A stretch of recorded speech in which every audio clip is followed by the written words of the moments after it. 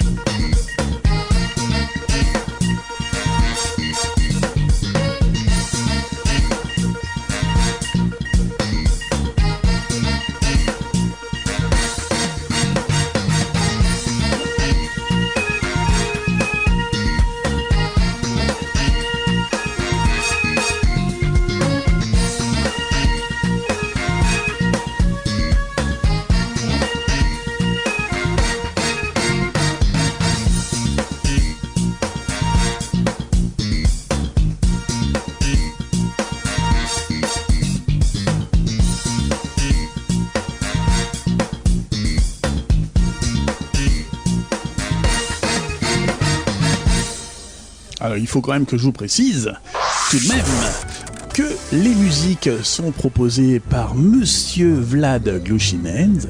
On vous mettra les liens dans le Facebook, dans le YouTube. Que ce que je vais vous faire écouter dans quelques instants est signé Monsieur Nesso d'Acosta, qui est un DJ orléanais. Oui, on va faire dans le régional, vous allez voir. Et que on essaye d'essuyer les plats ce soir. Donc si vous avez des problèmes de son, des problèmes d'image, des problèmes de qualité, on va essayer d'équiper un petit peu tout ça un peu mieux à partir de la semaine prochaine. C'est normal, il faut bien se lancer un jour. Voici donc Monsieur Nesso d'Acosta, voici le dernier titre de Nesso, ça s'appelle Revolution dans le checker.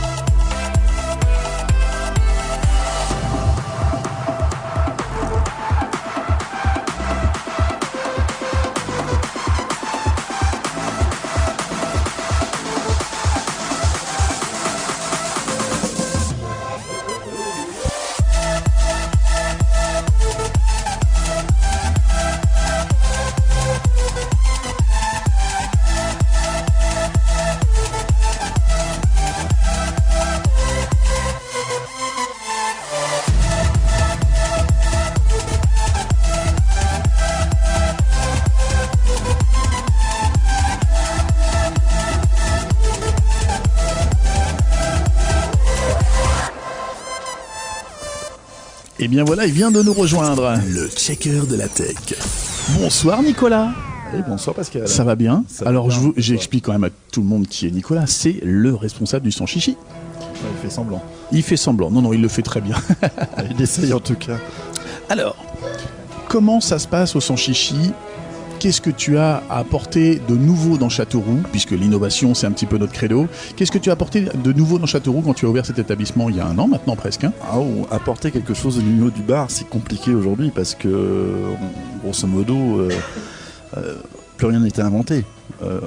Hormis effectivement sur la mixologie par exemple, ou des cocktails à base je sais pas, des cocktails glacés, des choses comme ça. Moi, j'apporte pas forcément de nouveauté particulièrement.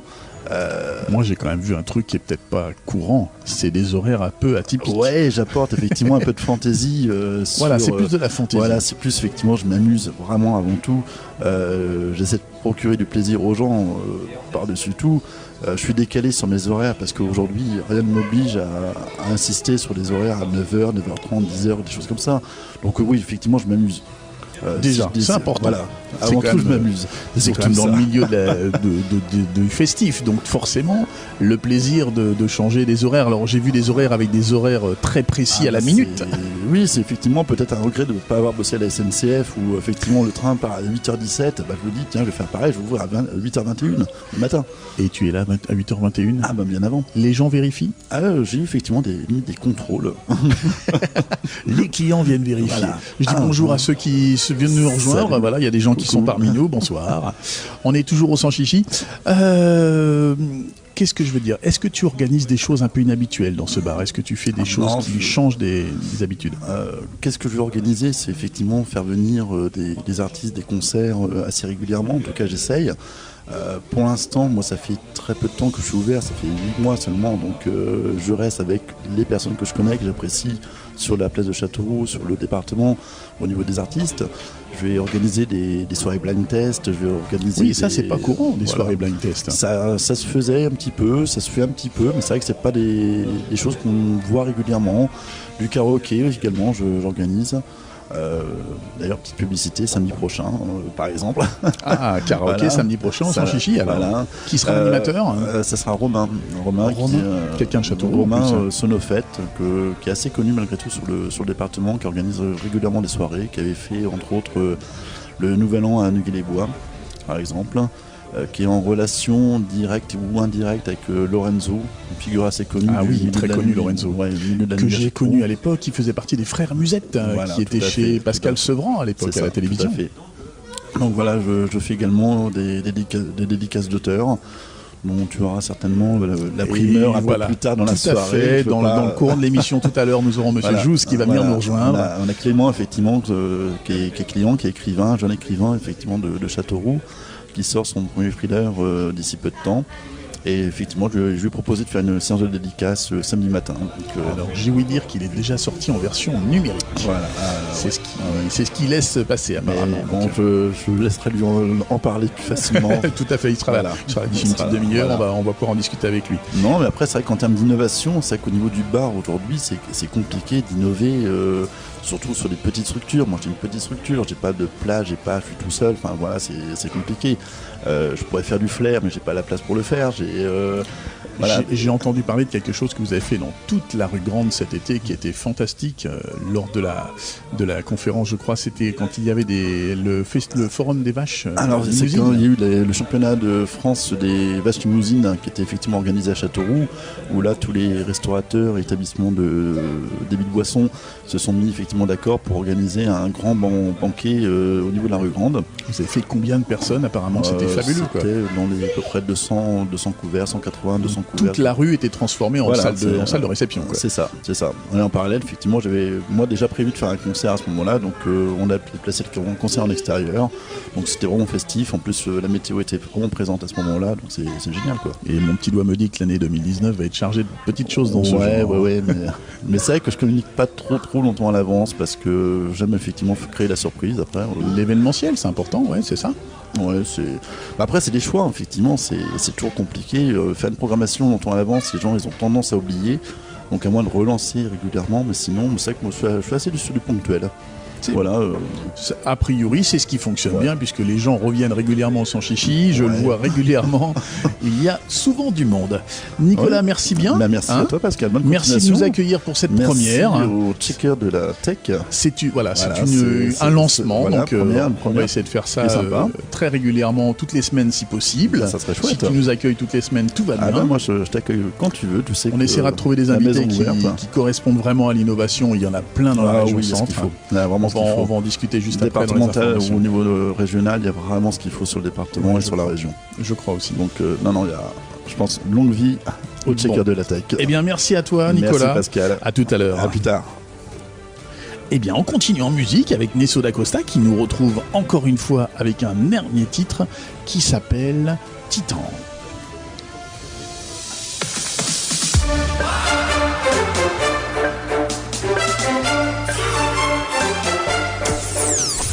Le checker de la tech.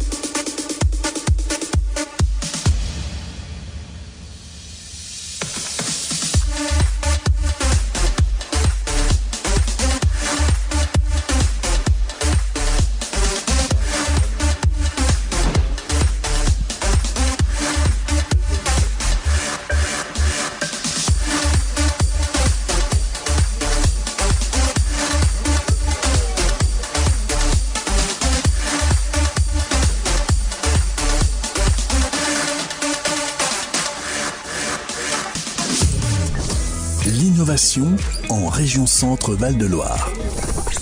Et oui, l'innovation dans la région Centre et le Val-de-Loire, ça fait partie des credos qu'on essaie de défendre ici au Checker. Alors, on me signale un problème de volume sonore. Oui, a priori, on n'est pas assez fort et pourtant, le matériel est à fond. On va essayer de régler ça dans les semaines qui viennent, c'est le début. Donc, montez un petit peu le son, vous nous entendrez un petit peu mieux en attendant. Et voilà, on essaie d'essuyer les plâtres. L'innovation dans la région Centre, c'est aussi le Startup Weekend qui a eu lieu il y a 15 jours à Châteauroux avec des lauréats très intéressants. Des innovations, justement. 3e prix, ça s'appelle Find Me. C'est une application de géolocalisation des personnes disparues. Oui, voilà, comme quoi des innovations comme ça peuvent être intéressantes. Le deuxième prix, et c'est le coup de cœur du public, le Dressing Sibling.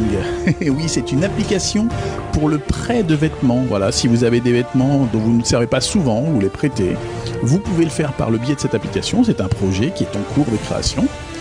Et le numéro 1, le premier prix, ça s'appelle ELI, ELI, donc c'est un environnement interactif ludique. Voilà, cherchez bien le nom. C'est une tablette de jeu en fait, mais interactive, qui permet de jouer à plein de jeux différents. C'est monsieur Antoine Barraud qui a créé ça et c'était le premier prix car vraiment, il a créé quelque chose de très inhabituel. Voilà, on continue. Je pense que Clément, notre auteur, va pas tarder à nous rejoindre. Je vous souhaite une excellente soirée. C'est le premier, on continue. Voilà, une petite heure ensemble, histoire de commencer à essuyer les plâtres de cette première émission. On va vous mettre sa diffusion sur YouTube. On va essayer de travailler le son un petit peu mieux la prochaine fois. C'est pas simple, croyez-moi. Je vous fais écouter un petit peu de notre Nezo d'Acosta tout de même, notre artiste régional, avec, vous allez voir, des petits sons à lui.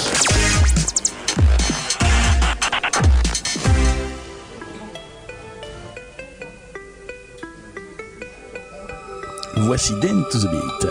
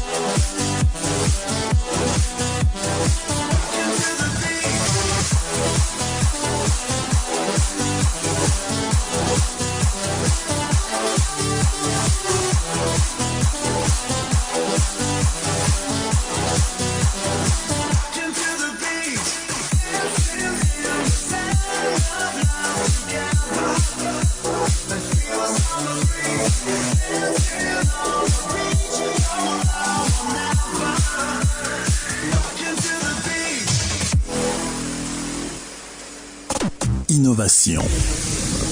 Et oui, l'innovation dans la région centre. Alors, par exemple, le recrutement. Qui recrute dans les métiers dans la région centre? C'est important ça, hein? Alors, vous avez en première place l'ESSAD, la santé.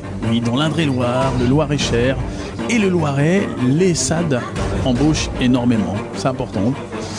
Et numéro 2, on n'imagine pas, hein, c'est le zoo de Bobal. Oui, le zoo de Bobal est un des plus gros employeurs dans cette région, le 300 postes en CDD tout de même. Vous avez MBDA, l'armement. Et oui, l'armement embauche énormément aussi. En 4e position, Nordisk, le traitement du diabète à Chartres, 200 postes en CDI. C'est important aussi, voilà. Et en 5e position, la société Thales à La Ferté-Saint-Aubin. Oui, Thales, c'est important, l'armement, enfin des choses comme ça. Ils ont beaucoup de postes en technicien en électronique, des responsables de projet. Et oui, l'armement à Thales, donc à La Ferté-Saint-Aubin.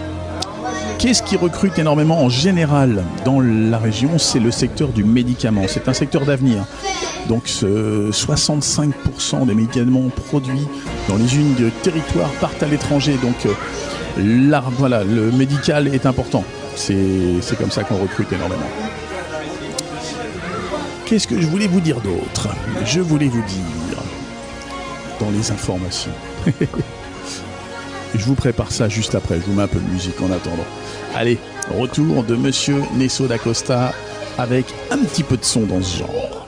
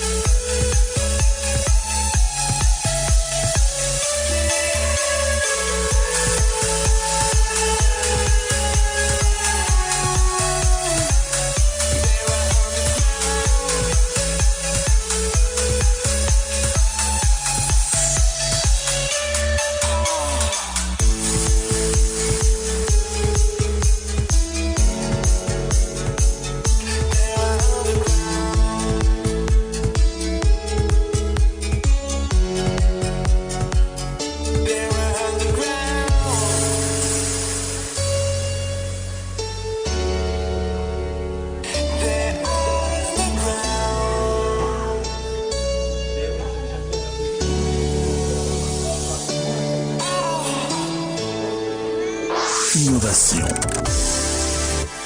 Et oui, on va continuer de parler d'innovation, un petit peu au niveau national cette fois-ci. On va vous aborder quelques actualités un peu du thème international tout de même. Est-ce que vous êtes Facebook, Instagram, Snapchat ou Google+? Oui, j'ai bien cité Google+, c'est bien le sujet de l'article. Google+ va fermer les enfants. Et oui, le 2 avril, ce n'est pas une blague, le réseau de Google va enfin fermer ses portes parce que tellement peu d'abonnés qu'à un moment il faut savoir dire stop, il faut savoir couper un réseau qui ne fonctionne pas comme celui-là. Donc Google+, et oui, au revoir Google+. On continue, quel OS avez-vous? On va rester dans les succès, iOS, Android, non. Windows Phone, eh bien voilà. Même succès pour Windows Phone, même succès que Google+. Pour Windows, pour Microsoft donc, puisque Windows Phone va s'arrêter également. Alors là, ils sont gentils chez Microsoft. Ils vous conseillent de passer soit à iOS, soit Android, mais à continuer d'utiliser quand même Microsoft pour le Drive, pour le cloud, ce genre de choses, où là, ils sont quand même contents qu'on utilise Microsoft. Mais donc, au revoir Windows Phone. Et oui! Je sais qu'il est près de chez nous, il est en train d'arriver au Sanchichi. Monsieur Clément Jousse sera avec nous dans quelques instants, juste après un petit titre. A tout de suite. Le checker de la tech.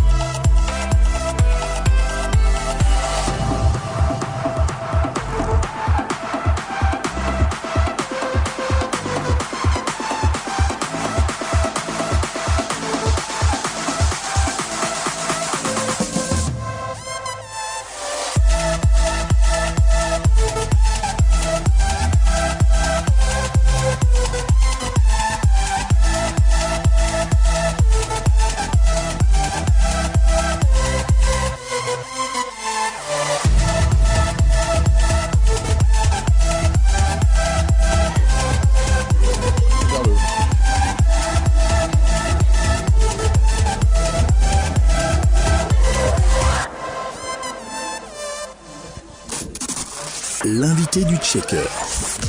Et oui, car l'autre checker, on essaie d'avoir des invités tout de même. On a eu tout à l'heure Nicolas. Bonsoir, monsieur Clément Jousse. Bonsoir. Bonsoir. Alors donc, tu es auteur. C'est ça, voilà. Voilà. Tu es auteur de romans. C'est ton premier roman. Tu en as déjà fait d'autres? J'en ai déjà fait plein d'autres. Donc mon premier que j'ai vraiment sorti, je l'ai fini à 14 ans et que j'ai sorti à l'âge de 19 ans. Waouh, tu as quel âge? 23 ans. 23 ans déjà. Voilà. Oh là là. Et donc du coup, je l'ai sorti en maison d'édition. Et j'en ai écrit d'autres à côté, mais que je n'ai pas sorti, que j'ai préféré garder pour moi parce que je pensais pas les sortir ou que c'est juste pour le plaisir d'écrire. Des essais en fait, un petit peu quoi. Un petit peu, ouais, où c'est la petite boîte magique qu'on garde de côté au cas où si un jour on veut les sortir et on se dit bah tiens pourquoi pas celui-là et d'un coup on le sort. Donc ce serait ton quatrième, ton cinquième là? Là ça va être mon cinquième que Ton j'aurais cinquième terminé, roman, ouais.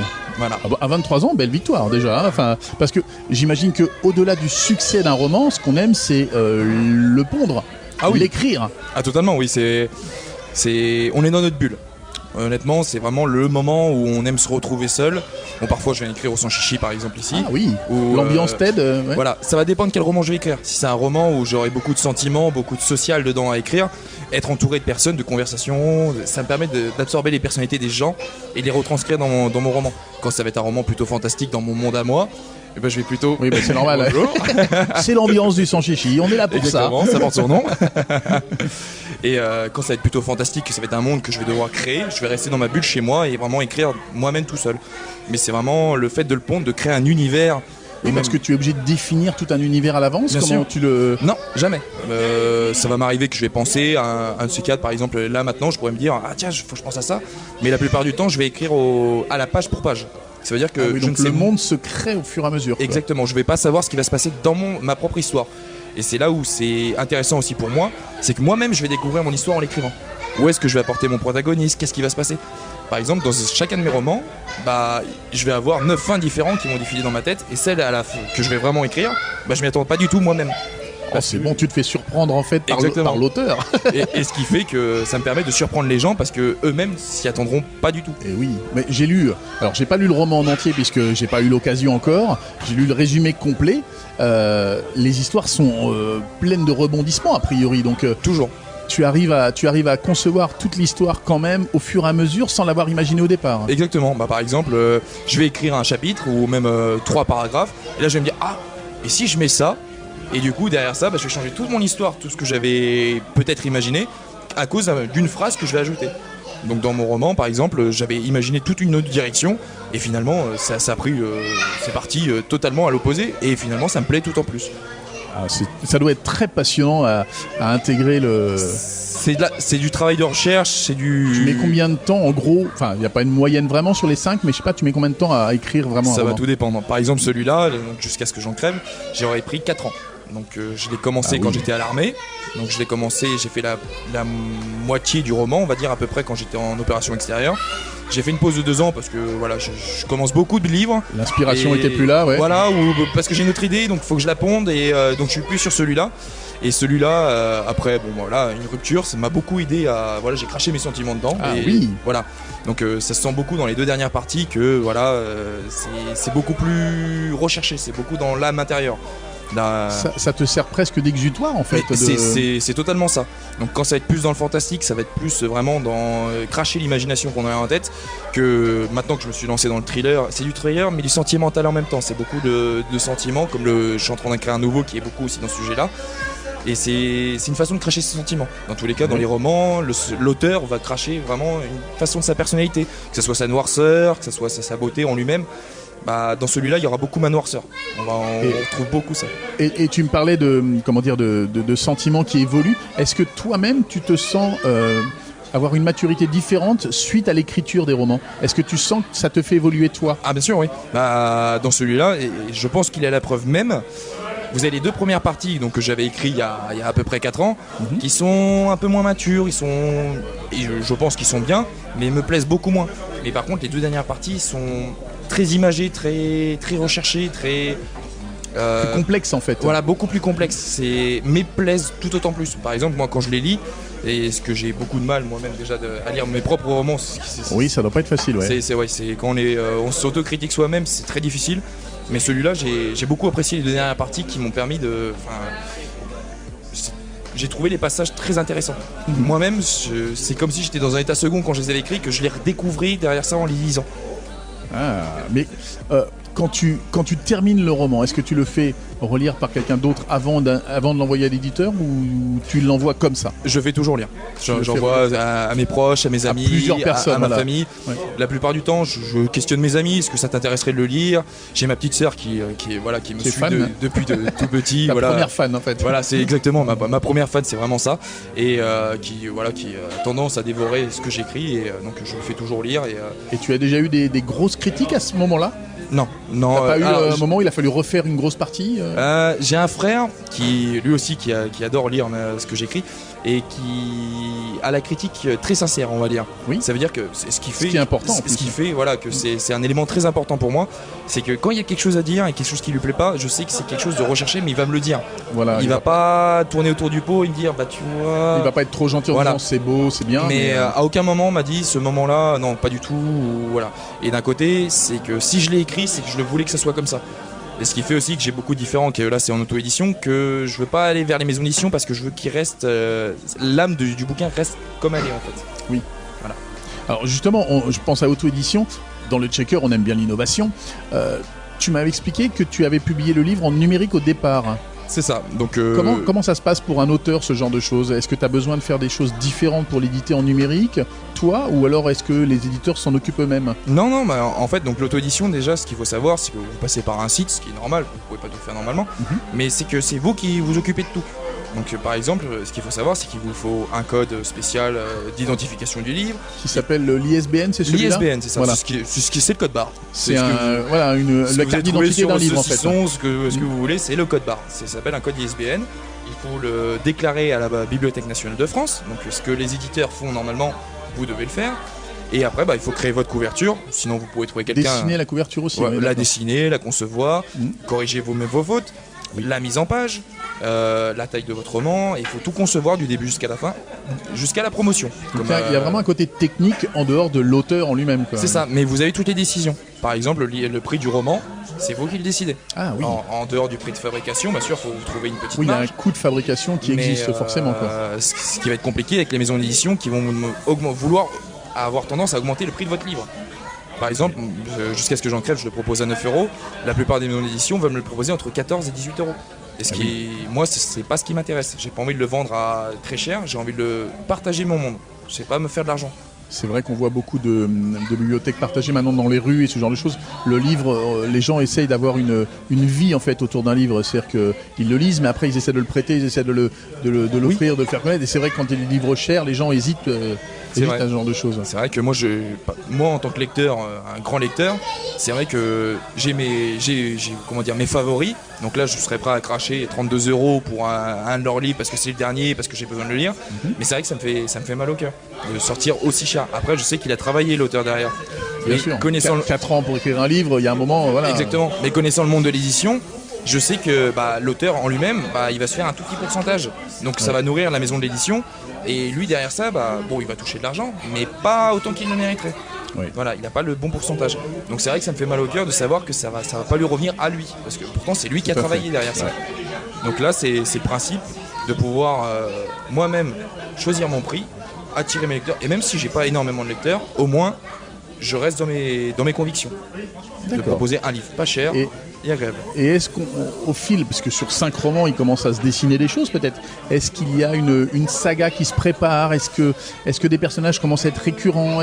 Oui, donc sans dévoiler bien les sûr, histoires. Mais je suis en train de mettre en place que, à part le premier que j'ai sorti, donc Terry Dame qui parle de vampires, je suis en train de mettre en place en fait un fil connecteur entre chaque bouquin. Donc par exemple, le suivant que je suis en train d'écrire, c'est du fantastique. Mais pourtant, on va retrouver un fil rouge en fait. C'est ça. On va retrouver le héros principal jusqu'à ce que j'en crève. On va le retrouver un héros secondaire pour développer des intrigues qui n'ont pas été terminées, qui auraient pu être développées dans celui-là. Des petites idées qui sont venues au cours. Voilà. Et donc chaque bouquin que je vais essayer de sortir plus tard, on va retrouver des protagonistes qu'on a retrouvés dans certains, mais soit de manière superflue ou de manière un peu plus développée, comme dans le prochain, où Henri, donc le personnage jusqu'à ce que j'en crève, sera véritablement un personnage. Mais pas le principal, mais qui aura son importance. Voilà. D'accord. Donc je trouve ça sympa de pouvoir retrouver, c'est un peu comme des vieux amis qu'on retrouve et qu'on fait ressusciter 20 ans plus tard dans un livre qui se déroule dans une autre époque, mais qui vit une autre histoire et qui peut-être plus tard s'achèvera, mais d'une meilleure façon. D'accord. Voilà, On se propose une pause musicale Bien et on sûr. se retrouve juste après. bien sûr, Merci Clément. je vous en prie.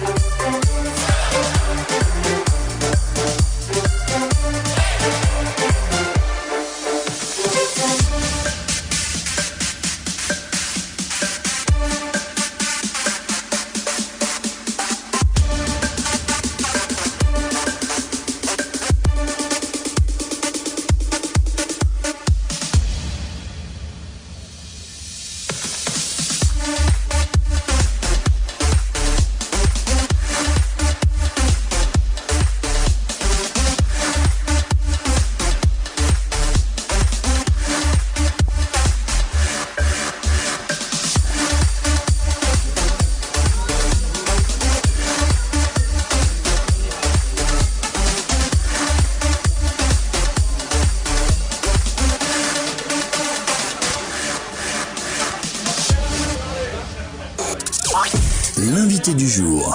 Et oui, l'invité du jour, monsieur Clément Jousse. Rebonjour Clément. Bonjour. Alors, on est au Sanchichi. Tu es un auteur. Toujours. Il y a un lien entre toi et le Sanchichi dans quelques jours. Explique-nous un petit peu. Donc samedi 9 février, donc samedi qui Donc, arrive. samedi qui arrive, Voilà, oui. c'est ça. De 11h à 14h, donc je vais venir dédicacer et vendre en même temps, parce que ça va être l'ouverture de la vente du livre. Voilà, parce qu'en fait, actuellement, il n'est pas encore disponible à la vente. Voilà, on peut l'obtenir sur internet, mais c'est En pas version entièrement, numérique, voilà, ouais, c'est pas ouvert, Ça c'est manque pas l'objet déclaré. en plus. Voilà, que là, ce sera vraiment la façon d'ouvrir, parce que ce lieu est très particulier pour moi, c'est un lieu que j'apprécie énormément. Il est dédié à la culture, ce lieu. De plus en plus, on voit des expositions, on voit des Exactement. choses comme ça. Oui, oui. Et donc j'ai décidé de faire l'ouverture, le lancement du livre en même temps et dédicacer, me faire découvrir à peu près, de raconter un peu l'histoire de ce livre. Et puis voilà. Et c'est vrai qu'on voit beaucoup d'auteurs qui font des dédicaces dans une librairie ou dans un lieu de vente de livres. Toi, tu as décidé de le faire dans un bar. Voilà, parce que c'est un lieu d'attache, c'est un lieu où tout le monde discute, tout le monde on parle. Et pour l'instant, j'avais pas envie de me lancer dans une librairie. Parce que mon livre n'est déjà d'une pas proposé pour l'instant dans les librairies, ce qui va arriver plus tard. Mais pour l'instant, c'est vraiment le lancement est indirect.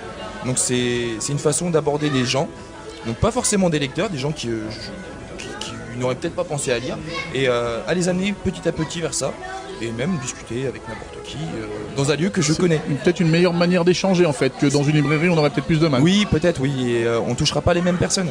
Voilà, quelqu'un qui va rentrer dans une librairie, on sait qu'il va venir acheter un livre, forcément. Que là, c'est peut-être une personne qui va rentrer boire un café, qui va se dire « Oh, bah, tiens, un nouveau livre !» Et je vais toucher d'autres personnes.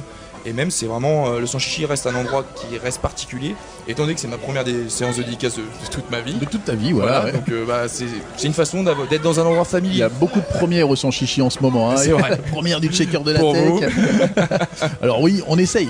Tu parles de toucher les gens. Justement, le mot qui fâche, toucher. Est-ce que tu arrives à vivre de cet art pour l'instant? Non. Et j'en ai pas envie. Ah, c'est intéressant, voilà. C'est pas, comme j'expliquais, j'ai pas l'ambition d'en faire mon métier. C'est sûr que si je pourrais en faire mon métier, ça serait génial, mais j'ai besoin d'un autre métier à côté pour pouvoir vivre, pour voir d'autres choses. Je me vois pas écrire 24 heures sur 24. Le fait de se retrouver dans cette bulle te fait peur par moment en fait. Parfois oui, ça reste une passion. Donc des fois les passions elles s'éteignent, donc on n'écrit plus. Et si jamais tu crées un roman à succès, je te le souhaite, bien sûr, que tu deviens richissime comme je viens de voir Stephen King qui sortait son dernier roman qui est quelque chose de fou. C'est ambitieux. Et que tu as donc cette possibilité de vivre comme tu le souhaites avec de l'argent que tu gagnes déjà avec tes livres. Tu changerais malgré tout pas de vie, tu continuerais de travailler? Je garderais un métier, ouais. Parce que pour moi la vie active, et c'est là où grâce au métier, c'est là où on va découvrir d'autres personnes par exemple. Où on va même aussi trouver le plaisir, par exemple le soir de venir boire un... Il est récurrent, on a toujours un fil rouge dans l'émission, hein, c'est lui. C'est la mascotte. C'est aussi un plaisir, aller boire un verre, un café le matin ou le soir dans un bar, sortir au cinéma. S'il n'y avait pas ce fait qu'on aille travailler, je pense que ce serait pas le même plaisir. Si je resterais tout le temps chez moi, je saurais pas vraiment ce que c'est de profiter vraiment. Oui. Ces moments-là. Et je pense que c'est important aussi de travailler, d'être comme tout le monde. D'avoir une sociabilité en fait externe. Ouais. Et d'être comme tout le monde, d'aller travailler pour gagner mon pain. il sert à tout ce jeune homme, c'est impressionnant, il fait même éventail. Ah, c'est parfait. Eh bien écoute Clément, je crois qu'on a fait un petit peu près le tour du sujet. Est-ce que tu as quelque chose d'autre à rajouter? Je ne pense pas. Bon courage pour la suite pour vous. Eh bien longue vie aussi pour ton roman. Alors on va le montrer à la caméra puisque c'est important quand même tout de même. Hein. Donc c'est Jusqu'à ce que j'en crève. Alors c'était sorti aux quelles éditions? Donc il n'y a pas d'édition du coup puisque tu n'as pas d'éditeur. C'est moi. On appelle ça l'auto-édition, ça s'appelle voilà, comme exactement, ça. Hein. Voilà. Auto-édition, c'est l'auteur qui s'édite lui-même et il est lui-même l'éditeur. Et c'est donc un 5e roman à 23 ans. Eh bien je te souhaite une bonne soirée et puis à une prochaine dans le checker. Avec plaisir. Merci à toi, au revoir. Au revoir.